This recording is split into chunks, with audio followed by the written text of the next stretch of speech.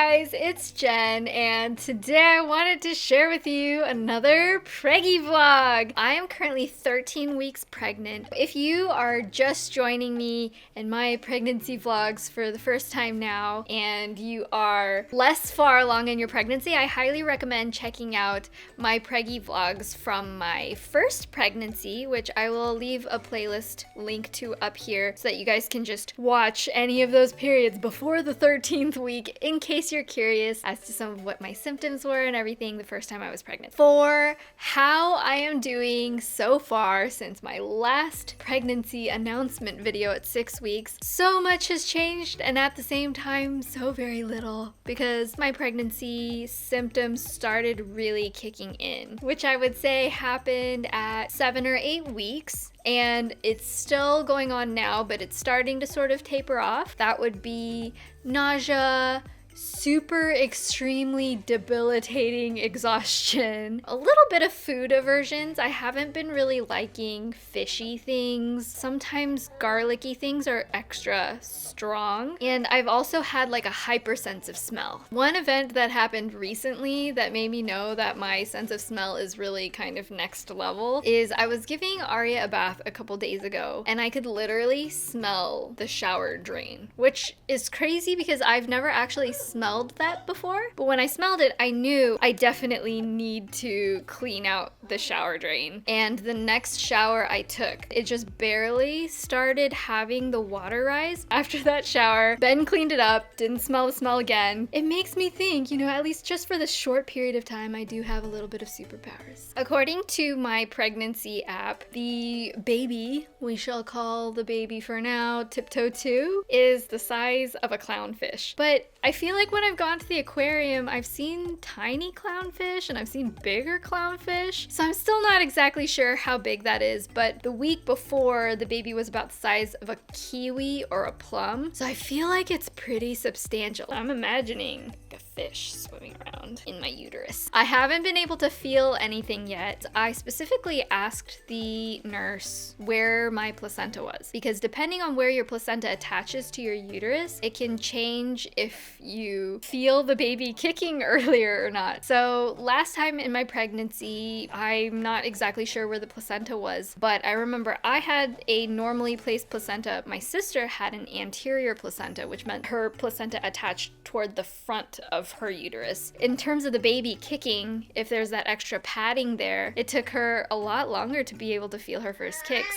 And sure enough, the nurse said that I have an anterior placenta. So unfortunately, that means I probably will not be able to feel the baby's kicks quite a bit longer than my first time around, but I kind of don't mind, just because my last pregnancy, Aria kicked like a soccer player. She was like crazy in there. I literally have videos of her trying to get out of my stomach like Alien. She had, I swear, 10 limbs, and I don't know how she only came out with 4. I think it maybe got attached to the placenta and disappeared. Everybody said, oh my gosh, after you give birth, you're gonna miss the kicks. And let me tell you, I did not miss those kicks. They were violent, and I felt bruised and uncomfortable all the time. So if it takes a little longer this time for me to feel kicks, okay, that is totally okay with me. And actually, my last ultrasound, which happened about a week and a half ago, it was the bigger ultrasound where they do the nuchal translucency test, which is where they check the fluid in the back of the baby's neck. And if the nuchal translucency is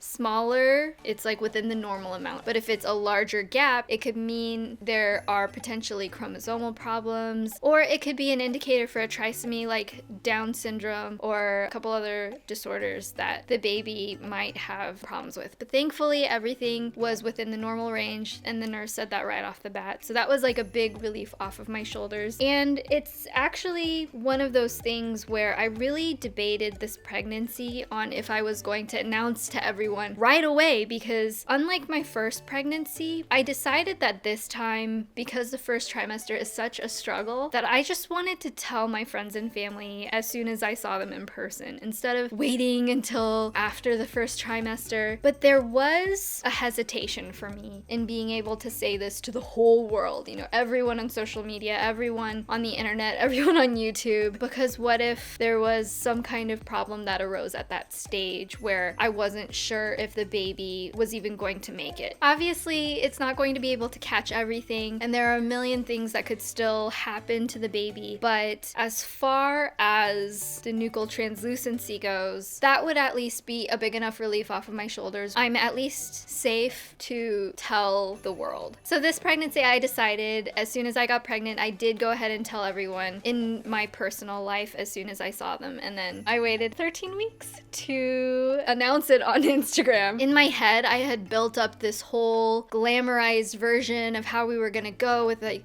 a professional photographer and take professional photos and do a big announcement, and I was just like so tired. We all got sick over the holidays. You guys, it's just so difficult when you're running after a toddler to even getting your hair and makeup all ready for looking glamorous in a shoot when really you just want to spend all day sleeping in bed and eating every couple of hours just to not feel pukey. Instead, I just ended up taking a selfie of my stomach and announcing it that way, which I think maybe in the end is better anyway because life isn't perfect. I don't know if I mentioned this. Something that I had for both pregnancies is the congestion, and I feel like that's something nobody taught me before I got pregnant. It's almost like you have a mild sinus infection your whole pregnancy. From the very beginning, I've had to sleep with 2 pillows propped behind me at an angle every single night so I don't fall asleep with my nose completely clogged and breathing through my throat, and then I wake up and my throat feels like it's super parched. Because your body is trying to make so much more blood pumping through your system while you're making a baby, you're like constantly thirsty. So on top of the congestion and the mouth breathing, the thirst is so unreal.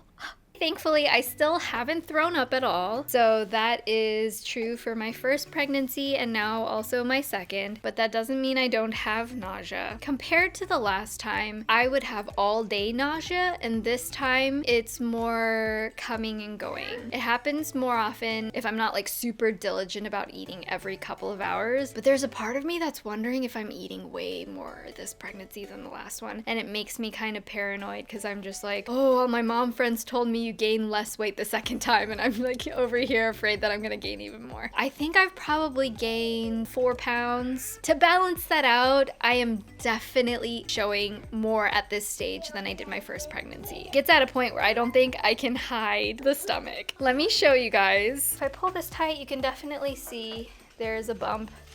It's not quite as flat as I usually am.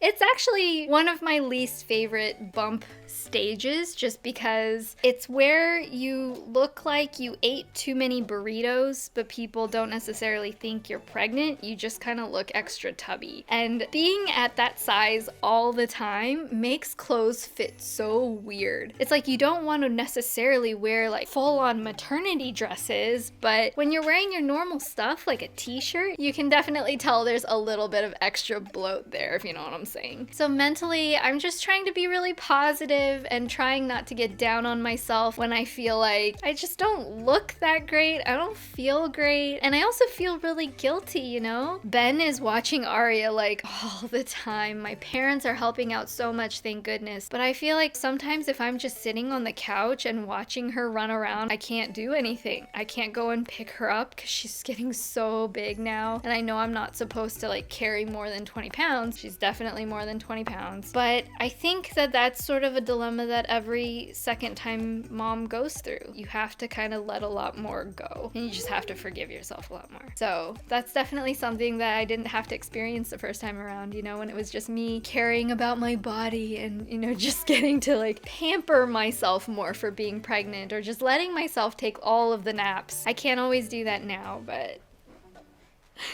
it's worth it. Should I do a little Aria update? Hi. Aria, can you say hi? Hi. Aria, in about a week, she's about to turn 1.5, which is crazy and a huge milestone. And she's talking a lot and singing a ton, and she's really, really tall, you guys. A lot of people think she's like for sure a 2-year-old, and I'm like, she's not even 1.5. How I wonder what you are.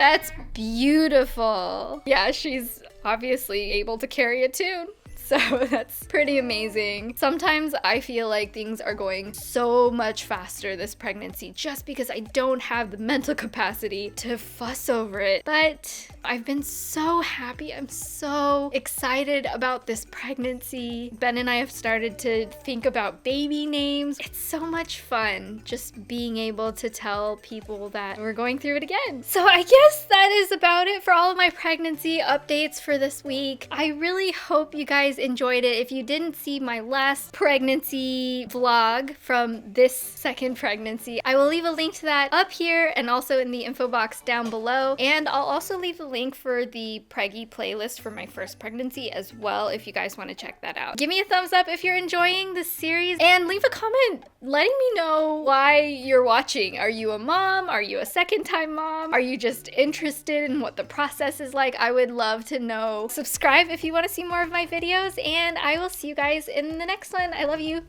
Bye!